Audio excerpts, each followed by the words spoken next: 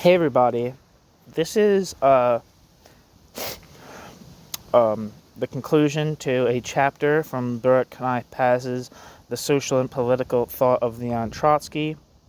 The section's title is Conclusion, Theory, and Practice, which is about, and again this is about Trotsky's thoughts on world revolution in the 1920s.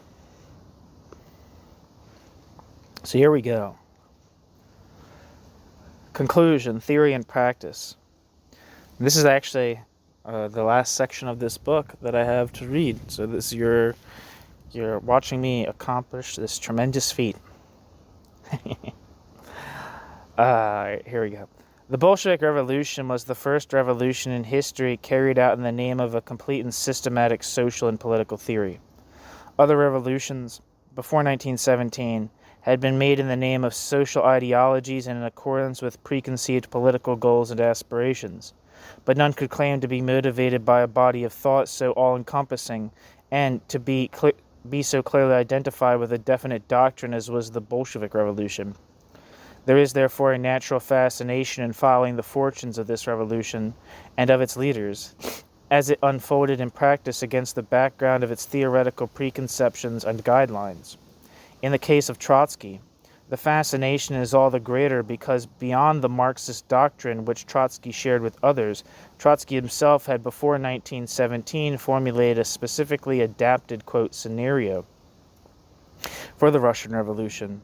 Of course, it may be said in general of the period which has been discussed in this and the previous two chapters that it was the laboratory within which, not so much Marxism as a particular adaptation of Marxism, was initially put to test. For Trotsky, however, the decade or so which followed October 1917 was a period during which Trotsky attempted, albeit after 1923 with progressively declining personal political powers, to translate into practice the theory of the permanent revolution specifically. This theory claimed, firstly, to postulate the logic of a historical development in which a backward society comes under the aegis of a, quote, proletarian dictatorship, end quote. And, secondly, to sketch out, in advance, the process which would dissolve this dictatorship in a socialist society. The policies Trotsky advocated after 1917 may certainly be taken to represent, as Trotsky claimed then and thereafter, the practical application of those parts of the theory of the permanent revolution pertaining to the period following the actual seizure of power. These were policies which, whether in politics, in economics, in social and cultural matters, or in external affairs, would, in Trotsky's view, assure the transition from ostensibly, quote, bourgeois, quote, liberal beginnings to the first signs of collectivism, and, ultimately, to the framework at least of the socialist society. They were for Trotsky for Trotsky the concrete expression of the elements of, quote, stages, process, and momentum, end quote, of the central dynamic character of the Russian Revolution, and which Trotsky had already postulated at the time of 1905, and which constituted the, quote, uninterruptedness of the revolution of backwardness. The whole theoretical conception did not, of course, work out, either on the eve of October 1917 or afterwards, quite in the way in which Trotsky expected it would. The source of the conception, backwardness, proved to be its major stumbling block as well. As Trotsky himself admitted, there was a high price or penalty to be paid for the initial advantages of backwardness. The years which followed 1917 showed Trotsky grappling with the dilemmas of this practice, and, on the whole, resigned to paying it, though Trotsky does not quite grasp its magnitude. Sorry, let me repeat that. It seemed weird to me. The years which followed 1917 showed Trotsky grappling with the dilemmas of this price, and, on the whole, resigned to paying it, though Trotsky does not quite grasp its ultimate magnitude. Naturally, there was a choice of better or worse policies, and the final choice was a legitimate subject for debate and controversy. But the more one follows Trotsky's own choice, the more one is struck by how far it was fundamentally prejudged, how far it was imposed upon Trotsky by the preconceptions of Trotsky's own theory. Trotsky was forcing this theory upon reality, and reality, as usual, proved to be stronger. There was no way in which the two could be made to fit together. The world revolution was the last gambit, though it too had been postulated in advance by theory. But here as well, though in a context outside Russia, reality was proving to be no more accommodating. For the rest of Trotsky's life, Trotsky was to remain convinced that this was not so, that world revolutions had failed to materialize because of, quote, subjective factors and errors, not, quote, objective conditions. To have admitted otherwise would have meant, obviously, raising doubts about Marxism in general and about the prospects of socialism in Russia. In particular, it would have amounted to the recognition that theory and practice remained forever irreconcilable. In that case, socialism would prove to be an illusion.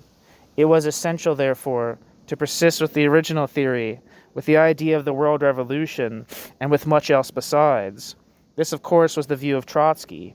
It was not, however, a view shared by the new Soviet leadership emerging in the 1920s.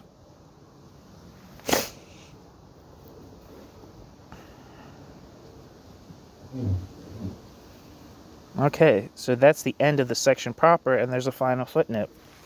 An excellent recent work, Richard B. Day's Leon Trotsky and the Politics of Economic Isolation,